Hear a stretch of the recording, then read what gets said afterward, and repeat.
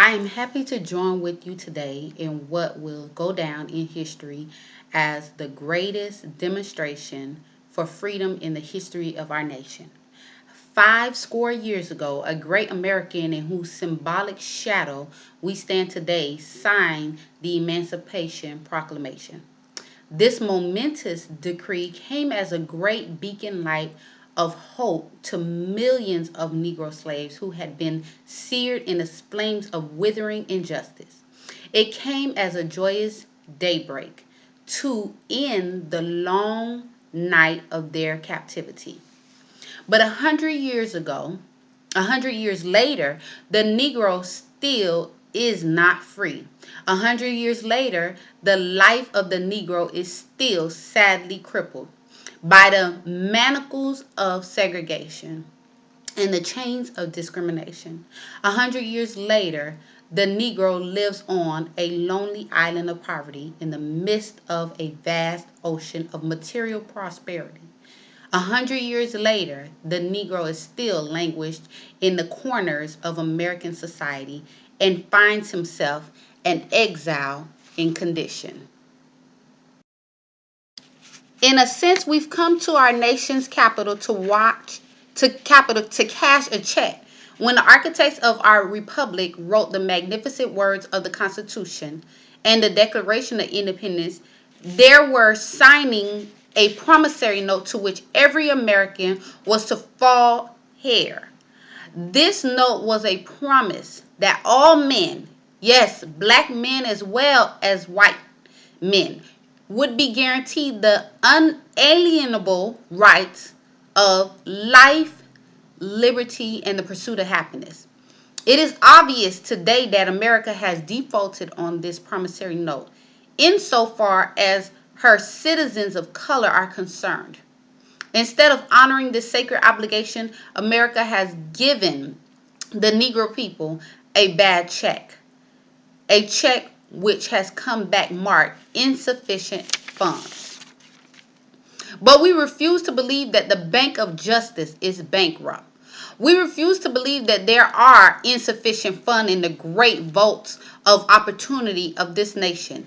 And so we've come to cash this check, a check that will give us upon demand the riches of freedom and the security of justice.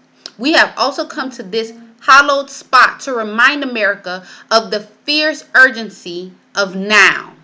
This is no time to engage in the luxury of cooling off or to take the tranquilizing drug of gradualism. Now is the time to make real the promises of democracy. Now is the time to rise from the dark and desolate valley of segregation to the sunlit path of racial injustice, to the solid rock of brotherhood. Now is the time to make justice a reality for all of God's children. It would have it would have fatal for the nation to overlook this urgency of the moment. This sweltering summer of the Negro's legitimate discontent will not pass until there is an invigorating autumn of freedom and equality. 1963 is not an end, but a beginning. And those who hope that the Negro needed to blow off steam and will now be content will have a rude awakening. If the nation returns to business as usual, and there will be neither rest nor tranquility in America until the Negro is granted his citizenship rights. The whirlwinds of revolt will continue to shake the foundations of our nation until the bright day of justice emerges. But there is something that I must say to my people who stand on the warm threshold which leads into the palace of justice. In the process of gaining our rightful place, we must not be guilty of wrongful deeds. Let us not seek to satisfy our thirst for freedom by drinking from the cup of bitterness and hatred. We must forever conduct our struggle on the high plane of dignity and discipline. We must not allow or creative protest to degenerate into physical violence. Again and again,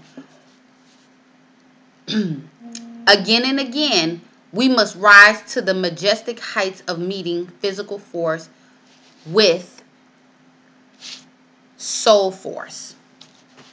The marvelous new military, which has engulfed the Negro community, must not lead as to a distinct of all white people.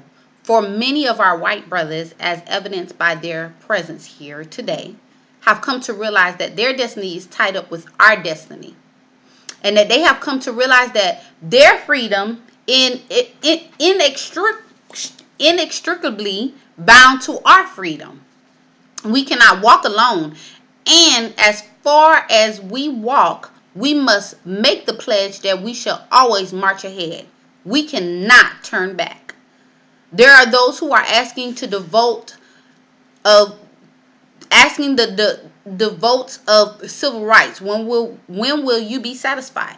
We can never be satisfied as long as the Negro is the victim of the unspeakable horrors of police brutality. We can never be satisfied as long as our bodies, heavy with fatigue of travel, cannot gain lodging in the motels of the highways and the hotels of the cities. We cannot be satisfied as long as the Negro's basic mobility is from a smaller ghetto to a larger one. We can never be satisfied as long as our children are stripped of their selfhood and robbed of their dignity by sins stating for whites only. We cannot be satisfied as long as a Negro in Mississippi cannot vote and a Negro in New York believes he has nothing for which to vote for. No. We are not satisfied, and we will not be satisfied until justice rolls down like waters and righteousness like a mighty stream. I am not unmindful that some of you have come here out of great trials and tribulations. Some of you have come fresh from narrow jail cells. And some of you have come from areas where your quest for freedom left you battered by the storms of persecution and staggered by the winds of police brutality. You have been the veterans of creative suffering. Continue to work with the faith that unearned suffering is redemptive. Go back to Mississippi. Go back to Alabama. Go back to South Carolina. Go back to Georgia. Go back to Louisiana. Go back to the slums and ghettos of our northern cities, knowing that somehow this situation can and will be changed. Let us not wallow in the valley of despair, I say to you today, my friends. And so even though we face the difficulties of today and tomorrow, I still have a dream. It is a dream deeply rooted in the American dream.